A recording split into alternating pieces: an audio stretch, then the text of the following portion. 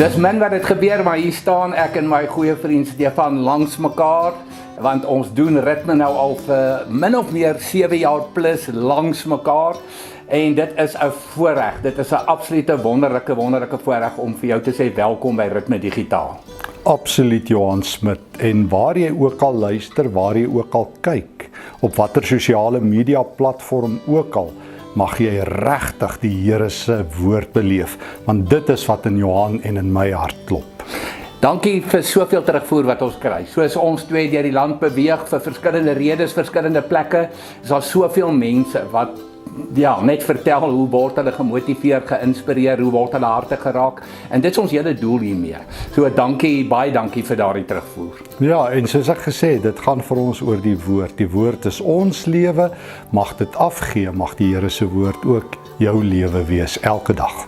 En dis ons wens dat hierdie aktueel sal wees, dat dit regtig van toepassing op jou lewe sal wees, so geniet die uitsending baie. Goeiedag liewe Ritme, dit is so lekker om saam met jou vandag rondom die woord van die Here te kan stilstaan. Ek gaan nie 'n groot gedeelte preek nie, ek gaan baie verse aanhaal, maar ek wil net met jou 'n bietjie gesels oor maak my lewe saak. Want baie keer raak ons vasgevang in die vraag, waar pas ek in? Is my lewe vir God belangrik? En om dit te kan ontdek, moet 'n ou partykeer bietjie gaan stilstaan by van die stoppe van Jesus. Jesus het interessante stoppe gemaak, en dis nou al 'n kerktaal, die mense praat van, gaan staan stil by die stoppe van Jesus, maar gaan staan stil by hulle, gaan kyk, by wie staan Jesus stil, waar stop hy?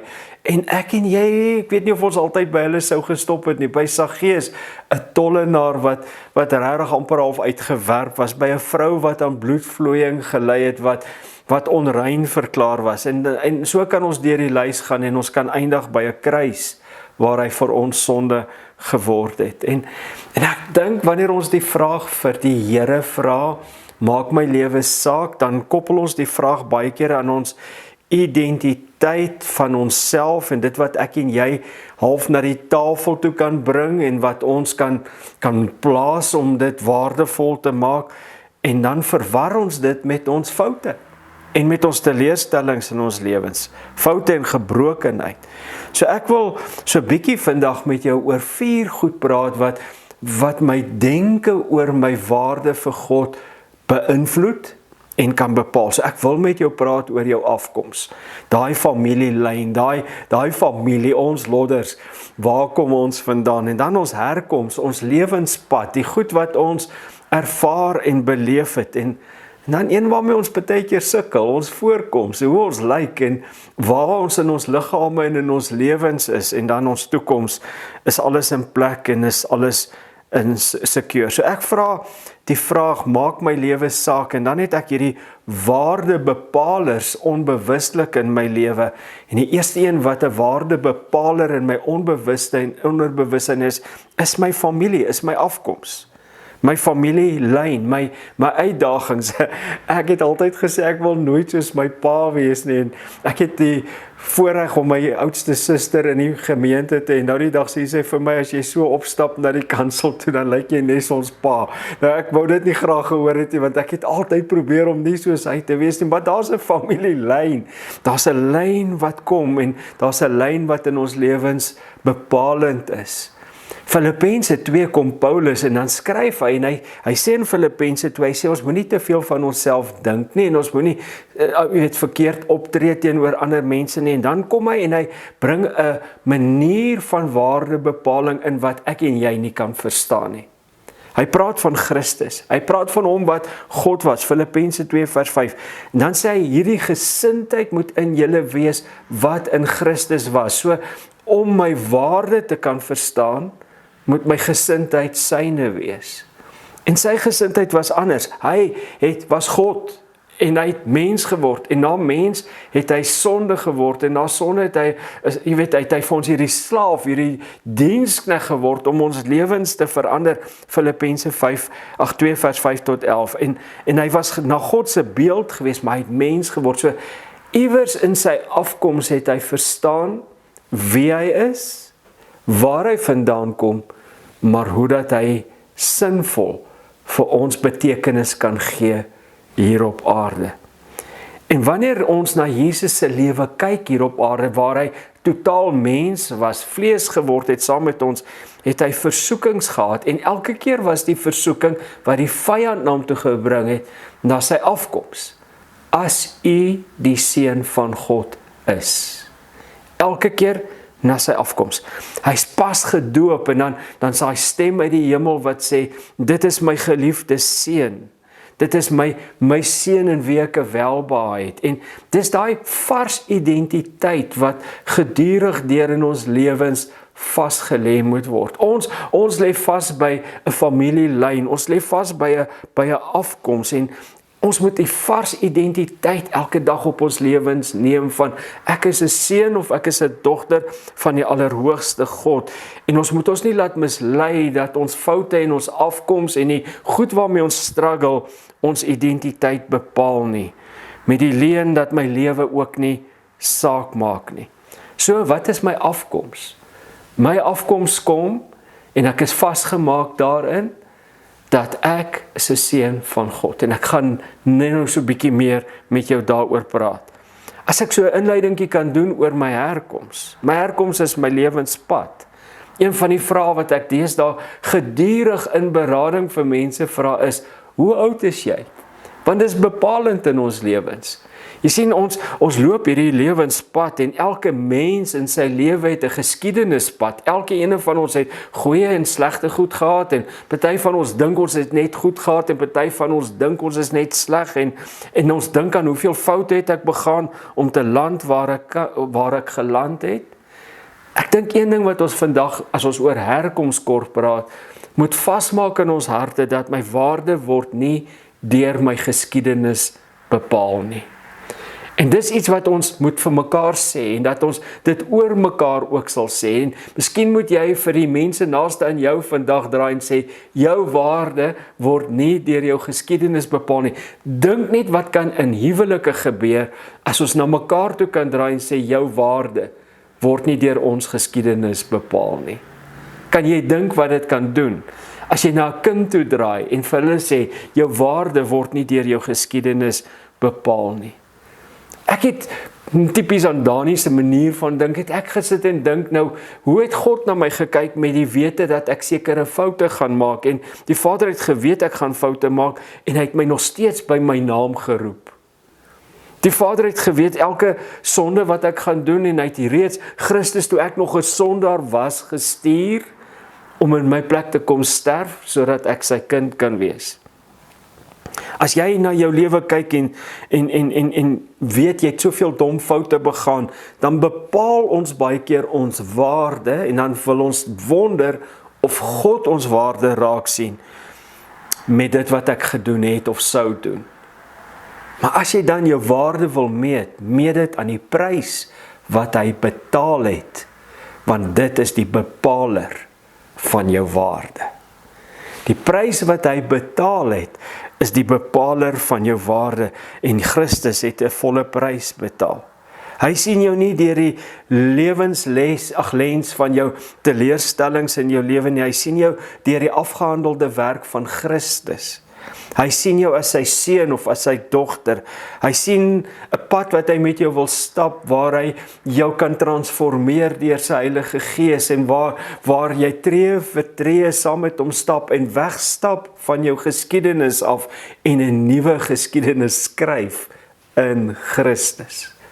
Hy sien jou deur sy liefde en deur sy genadige hand, sodat hy 'n pad met jou kan loop en jou kan oprig in sy koninkryk en 'n verskil in en deur jou lewe kan maak. So, jou waarde word nie bepaal aan jou lewenspad nie. Ek het op 'n mooi storie oor dit afgekom, en dit is besig om in my hart en in my denke te ontplof, en jy vind dit in Matteus 1, dis die geslagslyn van Christus, en dis een van daai interessante boeke in die Bybel wat jy lees swaar om, daar's moeilike name in, en jy verstaan nie wat elke naam binne in hierdie boek maak nie, en dan kom jy by Matteus 1 vers 5 nogal hoog in die geslagslyn in.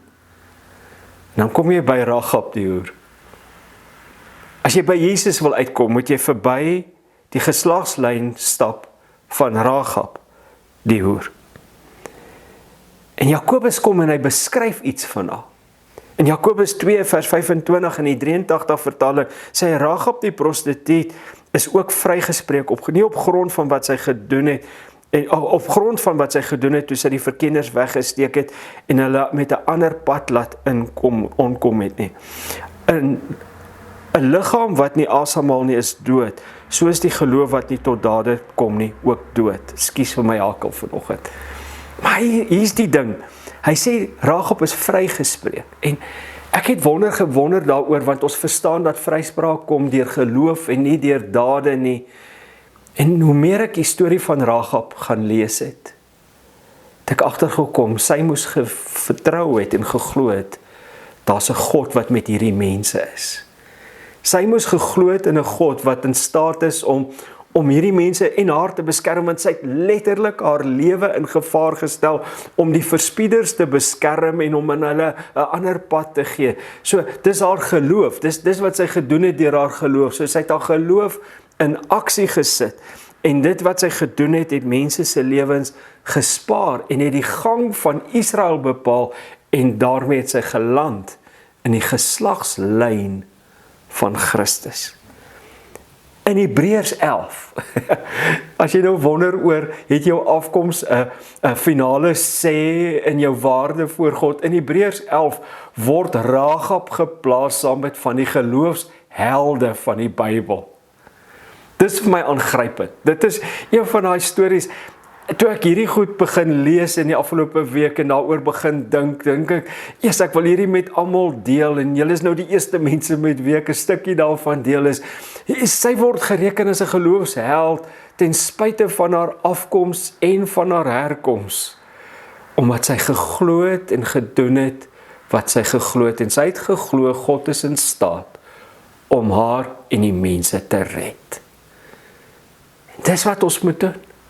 In ons hele journey, in ons afkoms, herkoms, moet ons net begin vertrou op die Here wat in staat is om ons te red van ons afkoms en te verstaan, my gebrokenheid bepaal nie my waarde nie. Hebreërs 11 vers 39, en hoewel daaroor hulle almal op grond van hulle geloof met soveel lof getuig is, daar's vir hierdie geloofshelde oor hulle gepraat, daar's oor hulle gebrek in Hebreërs 11, het nie een van hulle altyd gekry wat God hulle beloof het nie, en die rede daarvoor was dat God iets beters beoog het, wat hulle ook ten goeie sal kom. So hier's 'n ding, partykeer stap ons hierdie pad van geloof en ons sien nie al die antwoorde nie, en dan dink ons, my toekoms is verlore, ek het nog nie al die antwoorde gesien nie. Maar weet wat? Jou waarde word nie bepaal deur jou uitkomste nie, want soms het God groter dinge vir ons in store, en vir my en jou verstaan ons hierdie groter dinge is ook die ewige lewe, die hiernamaals, maar ook sy uitkomste in ons lewens, in die hier en die nou. Hy stap saam met ons. En my lewenswaarde word nie bepaal deur dit wat ek nou soek en sien en instant gratification mee wil soek en ervaring en erkenning wil kry nie. En dan stoei ons met ons voorkoms. Ons stoei met ons voorkoms, hoe ek lyk. Nie op 'n siek manier altyd nie, maar baie keer onbewustelik. Ek word gekonfronteer met goed soos mense sê vir my, jou hande begin ouer lyk, ek is nou 62, so ek beskielik lyk my hande ouer. Nou kyk ek na my hande, dan dink ek, ja, jy word oud, kyk hierdie vlekke op jou hande. Ek word gekonfronteer met, ek was altyd fisies baie sterk en ek kan nie meer die sakke so rondsleep en dra soos wat ek wou terwyl ek besig is om te bou nie. Miskien word jy met ander goed gekonfronteer in die groepering waarin jy beweeg. Hoe mense jou waarneem, hoe mense jou sien, of jy raak gesien word.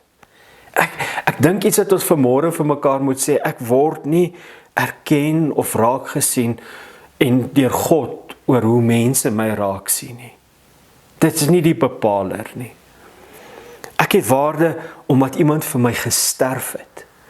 Ek het waarde omdat Christus my in die palm van sy hand gehad het en aan my naam gedink het en want God het iets in Dani Lodder raak gesien wat dalk mense nie kon raak sien nie, want my afkoms uit die Lodder familie is een van 8 kinders en ons was arm en dit was nie lekker nie.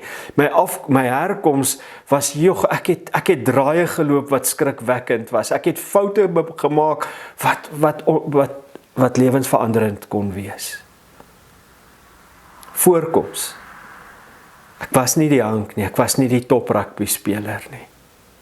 Ek was nie die ou met die beste hande en die beste voete nie. Maar God kom en sien my raak. Ek het 'n storie wat ek so baie vertel en dalk het jy, waar jy my gehoor het, my al hierdie storie hoor vertel, maar ek wil dit vandag spesifiek vir iemand vertel. Toe ek as 'n student was, het ons by die goedkoopste woonstelle altyd gebly terwyl jy studeer. En die goedkoopste woonstelle in Johannesburg was by die organisasie van die Stadsraad Gemeenskapsbou. Dis waar die arme mense hulle woonstelle en huise gehuur het. Dit was die dae voor internetbank en dit was die dae voor ATM's, dit was in die dae waar jy met 'n cheque of met kontant elke maand in 'n tou gaan staan en jou huur betaal. En ek het in hierdie lang tou gaan staan om my huur te betaal en ek het my R300 in my sak gehad om my huur te betaal en ek het na hierdie vrou gekyk en sy het 'n gesplete verhemelte gehad wat nie mooi reggemaak was nie. Sy het baie moeilik gepraat en ek was in my hart ontstel. Nou is ek hierdie teologiese student, ek is God se gawe aan die kerk en ek gaan 'n verskil in hierdie wêreld maak en ek gaan met haar baas praat oor haar toelaat om by 'n toonbank te werk. Hulle kan haar gerus wegsteek iewers. Dit moet vir haar baie sleg wees om met mense te praat. Maar ek het ook 'n ander stuk arrogansie in my gehad. Ek het besluit ek sal dit doen nadat ek my huur betaal het, sodat ek darm nie my plek in die tou verloor nie. En toe ek hier voorkom om my huur te betaal, nou is ek gereed om haar te vra wie is haar bestuurder. Toe is daar so klein op daai dae 'n afgerolde prentjie agter haar staatsdienslesenaar wat sê I ain't no junk, 'cause God don't make no junk. Dit het my tot stilstand geroep. Maar weet jy wat? Jou voorkoms bepaal nie of jy met mense kan werk nie. Jou voorkoms bepaal nie jou waarde nie. Jou voorkoms, dit wat, of jy oud is en of jy jonk is en of jy sterk is of jy swak is, of jy gestrem is en in 'n rolstoel sit en of jy nie lekker kan beweeg nie, al hierdie dinge wat ons as voorkoms beskou, bepaal nie my waarde nie. Want God werk met jou hart. God kyk anders na die mens en you are not a nobody. Christus leef in jou en hy sê, jy is myne en jy is vir my belangrik. Ek onthou die storie in 1 Samuel 16, toe Dawid as koning moes aangewys word, het die profete aangekom en Eliab het gekom en gesê, elke keer wanneer een van sy seuns verbystap, want sê, dit is seker een van God se gesalfde, hy is dit, maar die Here sê vir Samuel, hoor wat sê hy vir Samuel, moenie volgens die voorkoms en die grootte of die liggaamsbou oordeel nie. Luister die 3 goed, moenie volgens die voorkoms, die grootte of die liggaamsbou oordeel nie, want ek het hom nie gekies nie. En dan hierdie woorde. Die Here neem nie besluite soos die mens nie. Mense oordeel volgens uiterlike voorkoms. Maar die Here kyk na gedagtes en bedoelings, na jou hart. So wat moet ek en jy doen om ons waarde van voorkoms en herkoms en afkoms, draai jou hart na die Here toe. As jy dit kan in jou hart oefen om te doen, daagliks jou hart na die Here toe te draai, daagliks, letterlik daagliks, ek moet daagliks, die feit dat ek 38 jaar in die bediening staan, vrywaar my nie om daagliks my hart na die Here toe te draai nie, want die eie ekkigheid en die selfbeeld lol party daar. En is nie aan gesigswaarde nie. Jou waarde word nie bepaal buite die liefde van God nie. Jou waarde word nie bepaal deur jou herkoms of jou afkoms nie, maar jy word omvou deur sy liefde en dit gee aan jou waarde. Dit maak jou kosbaar, dit maak jou spesiaal. As as ek my waarde laat meet aan uiterlike dinge, aan my looks, aan my gawes, aan my talente, aan my vermoëns, dis alles goed wat vergaan. Die ou wat 10 jaar terug met 2 sakke sement kon rondloop, kan dit nie meer doen nie. Die ou wat 'n marathon kon hardloop, kan dit nie meer doen nie. En so verander ons lewens. En ons het dit op daai goed gebou, en dan is dit skielik is dit nie meer daar nie. En dan kom hierdie werklikheid in. My waarde het nie verander nie. Ek is 'n seun van die Allerhoogste God. Die 4de toekomsbepaler is jou toekoms.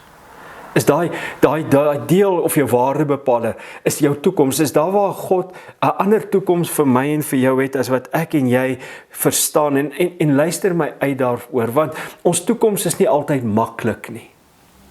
Maar my toekoms is toegevou in die liefde van die Here.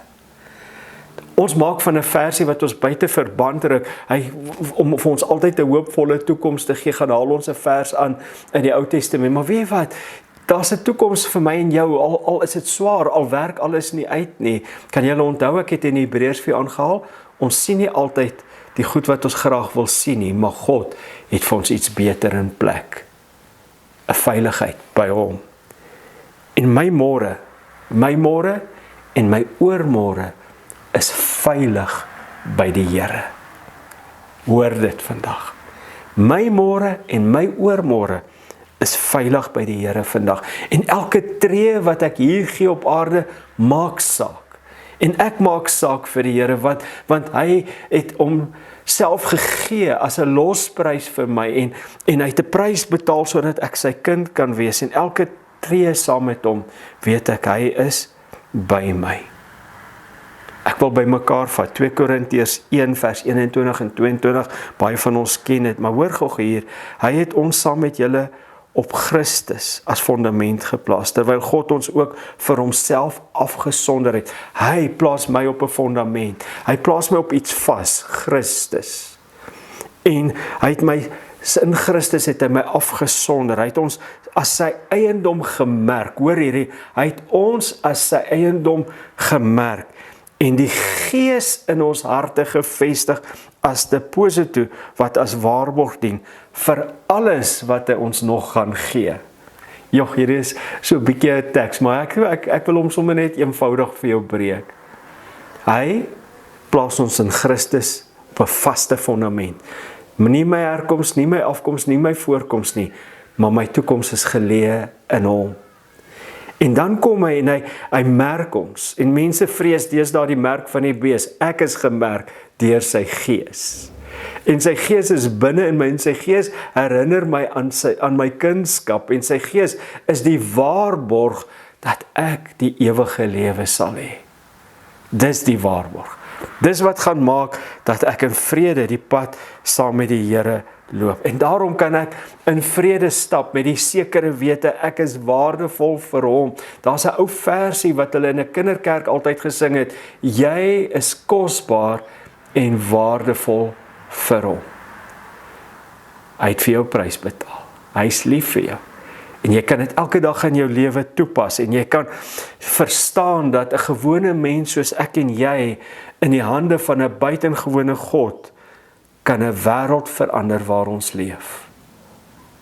Onafhanklik van ons afkoms, ons herkoms, ons voorkoms en ons eie begrip van ons toekoms. Jy is beplan. Jy is waardevol vir God. Jy is in God se hart. Jy is in God se beplanningssentrum.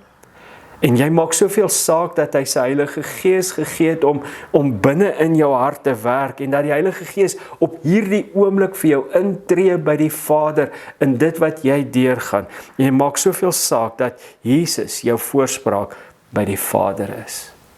Ek sluit af met Hebreërs 7 vers 25 in die Nuwe Testament.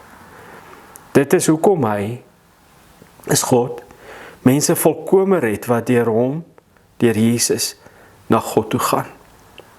Hy kan vir altyd by God bly intree, vir hulle en vir hulle pleit. Hy kan vir altyd by God intree vir hulle en vir hulle pleit. Jy's volkome gered. Jy's volkome gered. Jy's uit die verkeerde geslagslyn uitgehaal. Ek is uitgehaal uit die geslagslyn van die lodders. En ek is ingeplaas in die geslagslyn van Christus. Ek is sy seun. En hy het my volkome gered. Dit is nie 'n onafgehandelde werk nie, dit is 'n afgehandelde werk. En hy kan vir altyd vir my intree omdat ek syne is. En daarom het ek waarde in my lewe hier op aarde. Mag dit deel van jou denkpatroon wees in jou pad vorentoe. Jy is kosbaar en waardevol vir hom. Kom ons bid saam. Vader, ek bid vir elkeen wat twyfel en wat wonder oor wat is my waarde. Word my waarde bepaal deur my geslagslyn, deur hierdie familie waaruit ek kom. Word my waarde bepaal deur die foute wat ek gemaak is, en dankie dat ons volkome gered is en dat ons sonde en ons skuld uitgedelg en weggeruim is. Dankie dat ons voorkoms en dit wat ons as sterkpunt of swakpunte beskou, glad nie 'n invloed in ons waarde voor U het nie, en dankie dat ons 'n toekoms in U het, en dat ons toekoms veilig is. Hoekom?